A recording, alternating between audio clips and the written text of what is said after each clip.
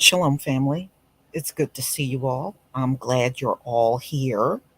And, my son and I had a conversation, and we were talking about the Tulsa riot. Many of you may have seen people doing videos of the Tulsa riot, and that is because it happened on May 31st.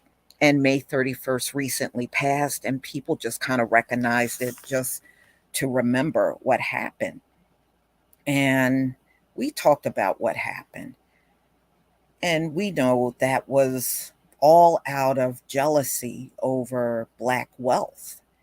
In fact, that was really the center of all of the towns that our forefathers established after slavery were burnt down by white mobs. And it was because, see, it's the same reason as you see the jealousy today. Whenever we achieve anything, they look to try to steal it and claim they came up with it. That's all the stuff they done. You got to understand that is something that has never changed. That is very historic. And they do this because, see, they have told the entire world that we're dumb. We can't do anything without them. But now that we are in real time now on the internet, a lot of folks are now seeing that's not true at all. It's not unusual for someone of another ethnicity even putting a video out telling you, oh no, that all came from uh, the Black community. Oh no, those inventions came from the Black. People know. And this is one thing that has been working against them, that we now live our lives in real time because of the internet. So they can't hide things like they used to. And it was kind of nice and refreshing that he was even asking about it. So when they tell you, ladies and gentlemen, to go back to Africa, they don't mean that mess. One thing we do know, when we leave the land, that's when their kingdom will fall. Think about Egypt. When we left Egypt, Egypt fell. Egypt has never been the same since our forefathers walked off of that land. And that same thing will happen to America. The only reason why they've made it as far as they have is because we're here. Once we are not here and they have no access to us anymore, their kingdom will fall. It will be as simple as that. The book of Exodus already gave us a roadmap of what happens when the Israelites leave the land. They will not be on top anymore, and they know it. They know it. That's why they have to go above and beyond to keep you here. They know why you must remain here, and they know why, if you don't remain here, they lose everything. They know. They're not going to tell you they know, but trust me, y'all, they know. So I guess I babbled long enough. Let's get to this podcast from Brother L. Shalom to everybody in the chat. It's good to see you all here. All praises to the Most High that you're here. All right. Let me go ahead and share my screen and we can go ahead and get started.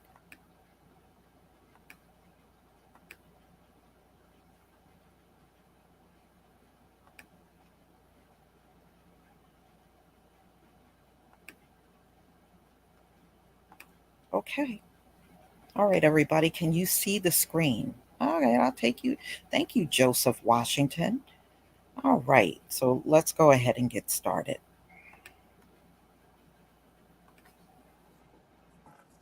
All praise to our Abba Yah. This is your brother L. Let's go to 1 Timothy chapter 1, verse 18. Here's what it says.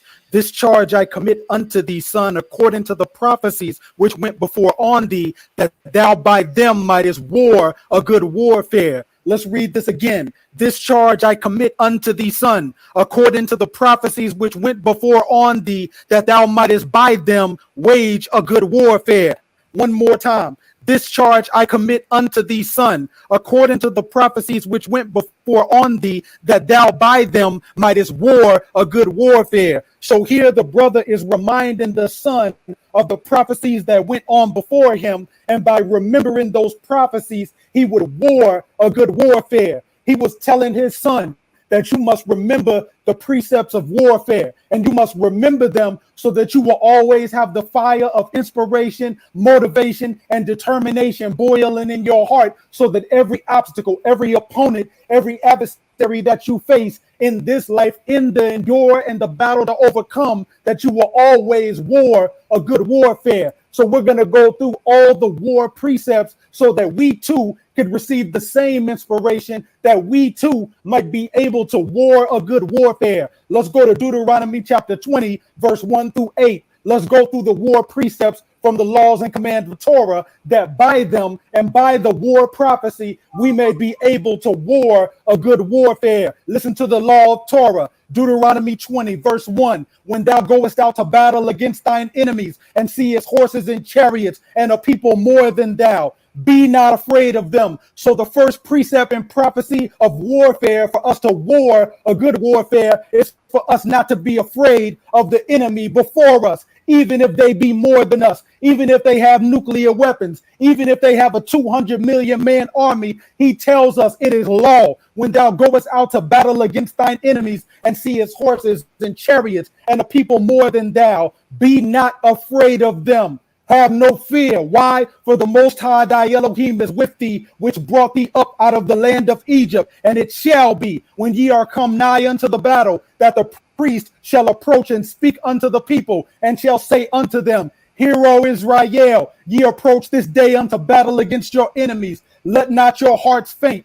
Fear not, and do not tremble, neither be ye terrified because of them, for the Most High your Elohim is he that goeth with you to fight for you against your enemies to save you. So a law of warfare and a prophecy of warfare is that we have to motivate ourselves. We have to speak the fear out of our heart. The fear of man, we have to speak it out of our heart. In order to war a good warfare, we cannot fear no man alive on this earth. We must only fear the Most High, our Elohim. And that is what the priest told our brothers in warfare. This is law.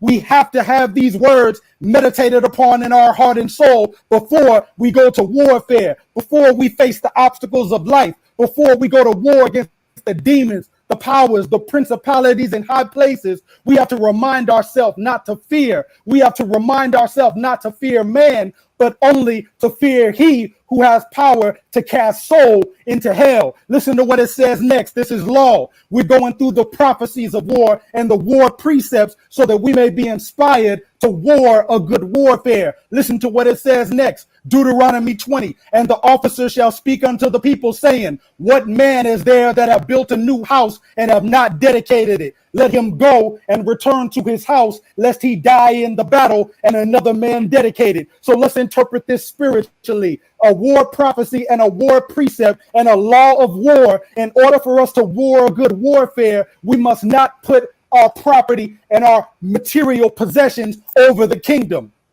Why? For it says here that the man who had purchased the property and his mind was on his material possessions, he was not fit to go out to battle because his mind was on his material possessions. So any man that puts his material possessions, his houses, his cars, his real estate, his clothing, his money in the bank, his money in the cryptocurrency portfolio, anything material and tangible, if he places that above the warfare, the victory, and the work of the kingdom, he is not able to war good warfare. And according to the war precept, the war prophecy, and the law of war, this man had to return home, and he was not fit to be in the armies of Israel. And it's the same today. Any of us who put more stake and more value on material possessions than we do waging warfare in the kingdom and army of the Most High, we are not fit for the kingdom. Do you understand what I'm saying? We have to know these things so we can war a good warfare. Listen to what it says next. Let's go to the next individual. Let's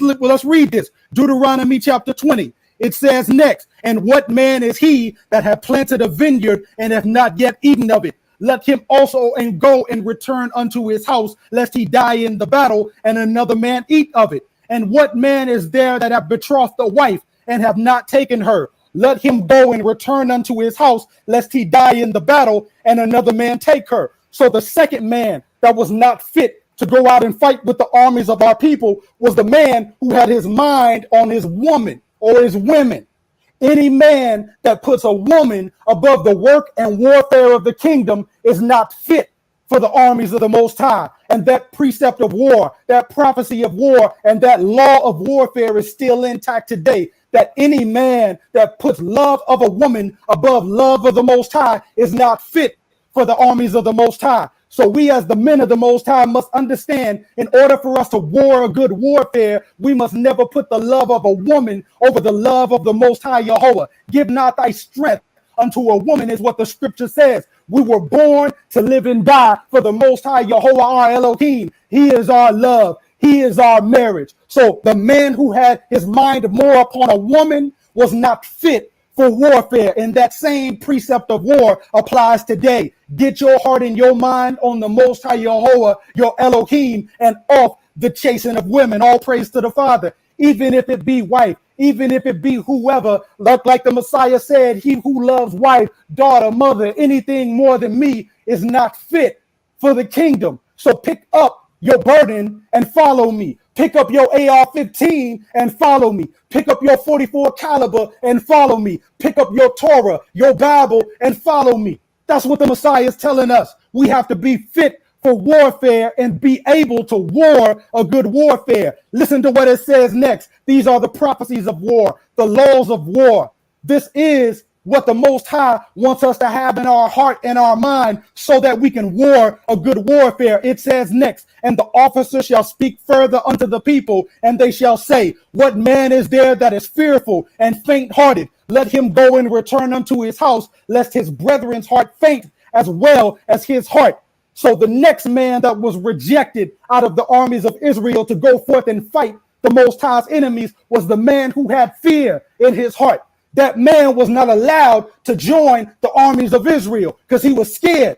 And the Father said, if that man is scared, he'll make the other brothers in the army afraid as well. And nobody will be able to get victory in the battle that I'm trying to give y'all. So what we need to understand, in order to war a good warfare, we must expel, reject, and remove and cut off the coward and the unbelieving and those who lack faith from amongst the armies. That still rings true today. We got to get that fear out of our heart. Only the Most High Elohim must we fear. We must not fear another man that bleeds just like us and breathes just like us.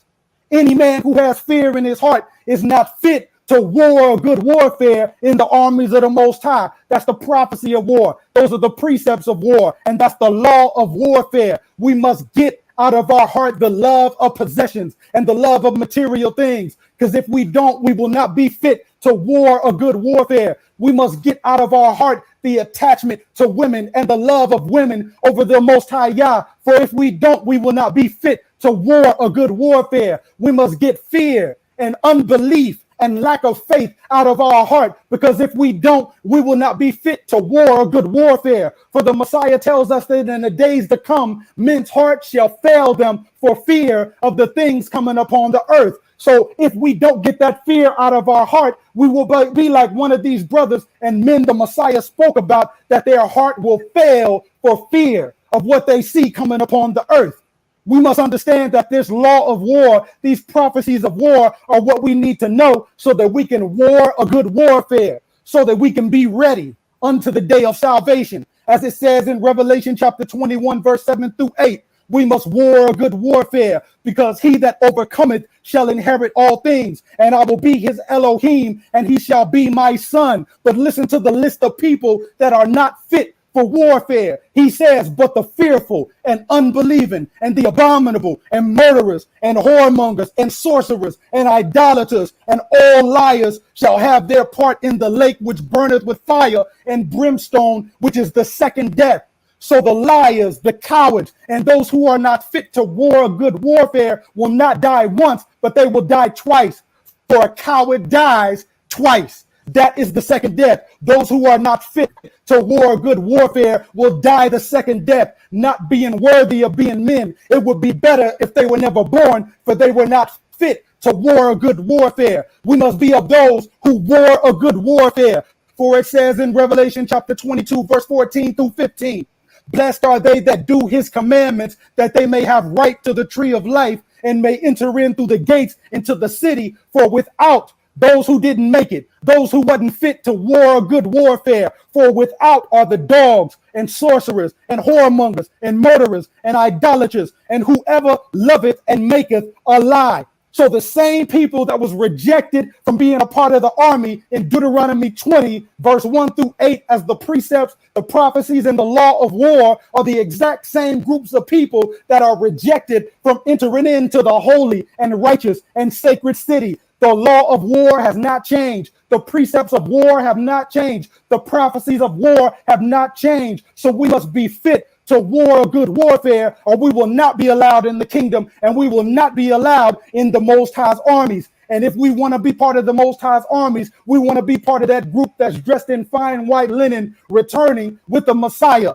It said the armies which were in heaven followed him upon white horses. We don't want to be rejected from being a part of that army. So what we need to do is war a good warfare. We must not be those like the Messiah talked about in Revelation 21:7. He said those who do not overcome, the first two list that he put is the fearful and the unbelieving.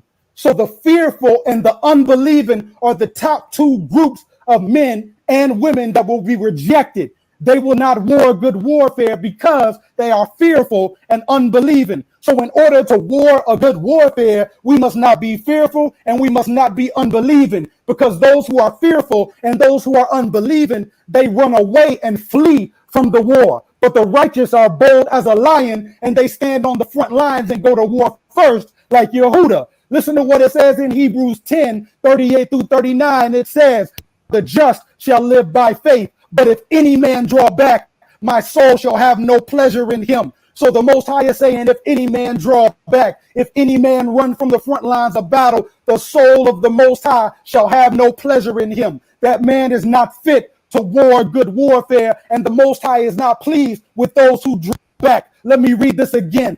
Hebrews 10:38. Now the just shall live by faith, but if any man draw back, my soul shall have no pleasure in him. But we are not of them that draw back unto perdition, but of them that believe to the saving of the soul. So we are not the fearful and we are not the unbelieving. We are those who war a good warfare. Like Melech Dawa said in Psalm 3:6, he said, I will not be afraid of 10,000s of people that have set themselves against me round about. Melech Dawa, King Dawid, had no fear in his heart. He says again, I will not be afraid of 10,000s of people that have set themselves against me round about. King David was ready to war a good warfare. For he also says in Psalm 27:6, and now shall my head be lifted up above my enemies round about me. Let's read it again. And now shall my head be lifted up above my enemies round about me. Let's read it again, because we got to get this in our eternal soul and in our heart.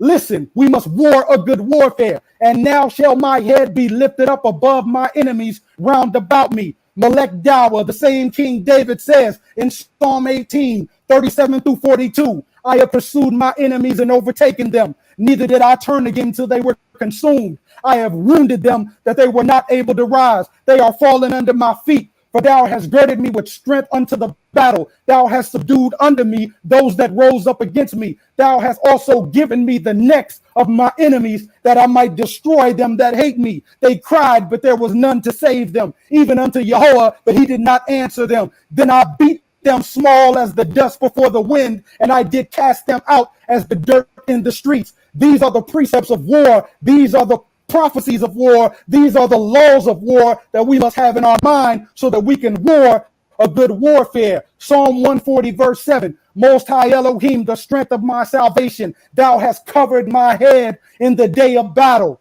We must war a good warfare, and when we do, the Most High will cover our head in the day of battle. Psalm 27, 2-3. When the wicked, even my enemies and foes, came upon me to eat up my flesh, they stumbled and fell. Though a host should encamp against me, my heart shall not fear. Though warfare should rise against me, in this I will be confident. These are the precepts of war. These are the prophecies of war. These are the laws of war we must have burning in our heart and in our eternal soul and in our eyes, so that we will be motivated and dedicated to war a good warfare. Psalm chapter 118 verse 16. The right hand of the Most High is exalted. The right hand of the Most High doeth valiantly. The right hand of the Most High is exalted. The right hand of the Most High doeth valiantly. We have victory, success, and destiny when we war a good warfare, and the Most High exalts his right hand in victory and triumph over our enemies. These are the precepts of war and prophecies of war that must motivate us to war a good warfare. Numbers chapter 24 verse 18. And Edom shall be a possession. Seir also shall be a possession for his enemies, and Israel shall do valiantly. So we must war a good warfare, because the prophecy has already been spoken that Israel shall do valiantly. Israel shall get victory. Israel shall get success. Israel shall get destiny, and Edom shall be our possession, and Mount Seir shall be conquered by us. Why? For we must go forward and endure and war a good warfare. And if we do so, like it says in the book of Ecclesiasticus, chapter 4, verse 28, fight for the truth to the death, and the Most High will fight for you. This is a prophecy of war. This is a precept of war, and this is a law of war. We must contend and fight for the truth to the death, and then the Most High will fight for us. The Most High will fight for us when he sees us warring a good warfare. We must be motivated and inspired to war a good warfare. For he says in Exodus 23:22, if you shall indeed obey the Most High's voice and do all that he speaks, then I will be an enemy unto thine enemies and an adversary unto thine adversaries. The Most High will war for us if we war a good warfare for him. Deuteronomy 28:7, this is law. It says, the Most High shall cause thine enemies that rise up against thee to be smitten before thy face. They shall come out against thee one way and flee before thee 7 ways. So when we war a good warfare, the enemies that come at us from one direction will flee from us in 7 different directions. So we must not be those who flee, but we must be those that the enemy flees from us. We need to have the last words of Mattathias Maccabees burning in our heart, the last words that he told his sons, the mighty warriors of Maccabees, before he died. We must have his words implanted in our eternal soul so it can inspire us to war a good warfare. Let's go to 1 Maccabees chapter 2, verse 49-68. It says, when the time drew near for Mattathias to die, he said to his sons, arrogance and reproach have now grown strong, and it is a time of disaster. My children, you must be zealous for the law and give your lives for the agreement of our forefathers. Remember the deeds of our forefathers, which they did in their generations, and you will win great glory and everlasting renown. Was not Abraham found faithful when he was tried, and it was credited to him as uprightness? Joseph, in his time of distress, observed the command and became master of Egypt. Phinehas, our forefather, for his intense zeal, obtained the promise of an everlasting priesthood. Joshua, for carrying out his orders, became a judge in Israel. Caleb, for bearing witness before the congregation, obtained an inheritance in the land. David, for being merciful, inherited a royal throne forever. Elijah, for his intense zeal for the law, was caught up into heaven. Hananiah, Azariah, and Mishael had faith in Yahweh and were saved from the fire. Daniel, for his innocence, was delivered from the mouths of the lions. Observe this from generation to generation, that none who hope in the Most High will fail in strength. Do not be afraid of the words of a sinful man, for his glory will turn to dung and worms. Today he will be exalted, and tomorrow he will be nowhere to be found, for he has returned to dust, and what he plotted will perish. Listen to what he says, verse 64. This is the word to us, so that we may war a good warfare. He says, my children, be manful and strong for the law, for by it you will obtain glory. Let me read it again. This is how we must war a good warfare. He says, my children, be manful and strong for the law, for by it you will obtain glory. Listen to what he says in verse 67. And you must gather about you all who observe the law and avenge the wrongs of your people. Pay back the heathen for what they have done and give heed to what the law commands. Those are the words that must burn in our soul so that we can war a good warfare. As it says in War Scroll chapter 6, verse 6. So the kingship shall belong to the Elohim of Israel, and by the holy ones of his people he shall act powerfully. So the Most High acts powerfully and performs his deeds and his exploits through us. So we must be set apart vessels ready to war a good warfare, focused to war a good warfare, having the fire in our heart and in our eye that we will endure to the end and be faithful unto the death and war a good warfare. Hallelujah. 1 Kings chapter 2, verse 1 through 3. We read the last words of Mattathias Maccabees, a warrior in Israel. Now let's read the last words of Melech Dawa, King Dawid, of what he told his son. Similar to what the brother told his son in 1 Timothy. Listen to what it says. It says, now the days of David drew nigh that he should die, and he charged Solomon his son, saying, I go the way of all the earth. Be thou strong, therefore, and show thyself a man. In other words, he told his son while he was on his deathbed, he said, son, be strong and show yourself a man, and keep the charge of the Most High thy Elohim, to walk in his ways, to keep his statutes and his commandments and his judgments and his testimonies, as it is written in the law of Moses, that thou mayest prosper in all that thou doest, and wheresoever thou turnest thyself. These were the words of David to his son, and it sounds exactly like the scripture I started with in 1 Timothy 1:18, where he says, this charge I commit unto thee, son, according to the prophecies which went before on thee, that thou by them mightest war a good warfare. So the same thing he was speaking to his son Timothy, David was speaking to his son Solomon. You must war a good warfare. My son, you must war a good warfare. You must remember the precepts of war. You must remember the law of war. You must always have in your mind the prophecy of war. Listen to the last words that David sang, his final psalm, his last song, the realest thing he ever wrote on his deathbed. Listen to what this man says, for it will inspire us to war a good warfare. 2 Samuel chapter 23, verse 1, 2, 6, and 7. It says, now these be the last words of David. David, the son of Jesse, said, and the man who was raised up on high, the anointed of the Yehovah of Jacob, and the sweet psalmist of Israel said, the spirit of Yehovah spake by me, and his word was in my tongue. But the sons of Belial shall be all of them as thorns thrust away, because they cannot be taken with hands. But the man that shall touch them must be fenced with iron and the staff of a spear, and they shall be utterly burned with fire in the same place. So on his deathbed, King David, Melech Dawa's last song that he ever wrote was about us being mighty in warfare to conquer the sons of Belial, to conquer the sons of disobedience, to conquer the enemies of Israel. These was the last words he spoke before he transitioned from this earth.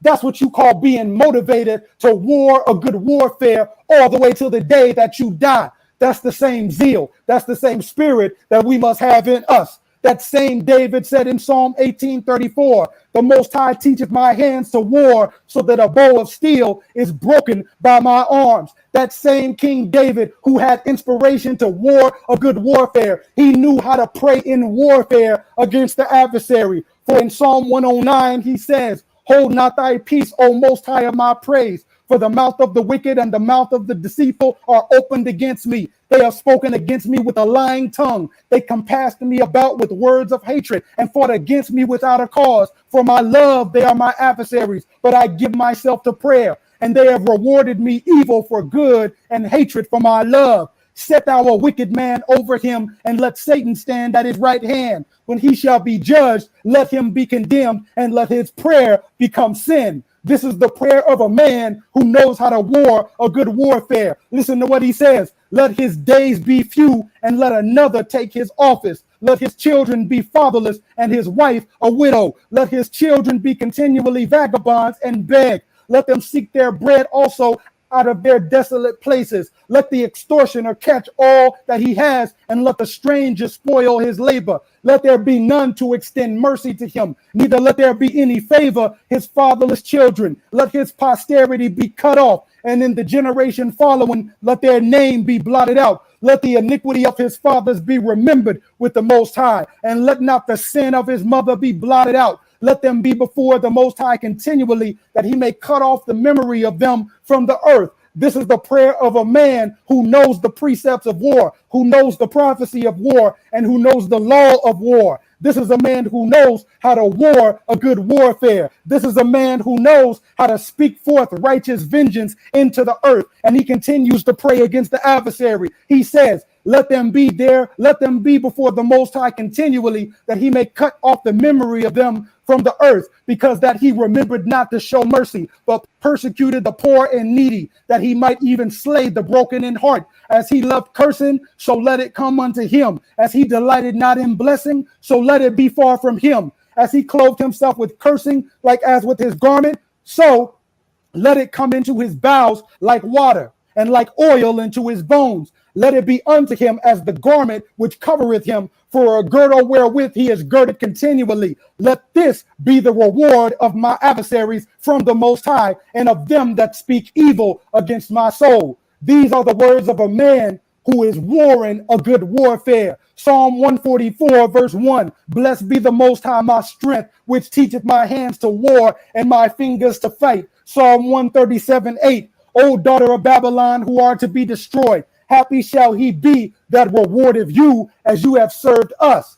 Exodus 15:3. The Most High Yahweh is a man of war. Yahweh is his name. The Most High shall reign forever, even forever and ever. 2 Timothy chapter 2, verse 3 through 4. This is to all the men and women of the Most High who want to war a good warfare. Thou therefore endure hardness as a good soldier of Yeshua HaMashiach. For no man that warreth entangleth himself with the affairs of this life, that he may please him who have chosen him to be a soldier. So in order for us to please the Most High Yahweh, who has chosen us to be a soldier, in order for us to please Yeshua HaMashiach, who is the commander of all the armies of the earth, in order to satisfy and please him who has chosen us to be a soldier, we must remember the precepts of war, the prophecies of war, and the laws of war. Never let your material possessions override your zeal to go to war with the Most High's armies. Never let your attachment to your woman or your women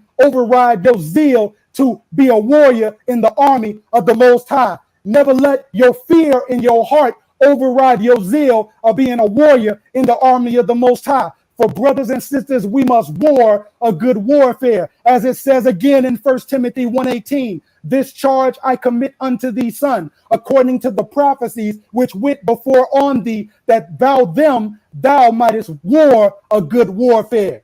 So by these prophecies of war, by these laws of war, and by these precepts of war, we must use them as a commandment to go forth and war a good warfare. Hallelujah. All praise to the Most High Yahweh Elohim, the King of the universe, undefeated. All right, y'all. Yay! That was good. But that's the truth. You know, we are going to be war ready when the time comes, and who knows, we may not be far off from that time at all. America has never been the same since 2019. They still have never gotten to that level again, and they won't. They won't. So all we got to do is pay attention to the things that are going on around us, stay prayed up, and just make sure that we keep praying also for each other in all four corners of the earth. I pray for us every day. I pray for the Hebrews that don't have power to gain power, and the fall of this Gentile world. It must go. There is no real growth going on this planet. They don't have the ability to grow. They just have the ability to destroy. And we don't need that kind of destruction moving forward. We don't. It's of no use. And if you notice, a lot of countries don't even want to invite America to the table anymore. They don't want these people around. And that's going to grow stronger as we move forward. They focus on us so much to the point where they ignored the ones that don't like them. They got a lot of enemies. They got a lot. And they're going to find out just how many, which is virtually going to be the whole globe. So, everybody, keep your eyes on what's going on out here. BRICS, they're going to be announcing their new currency, from what I understand, by sometime in August.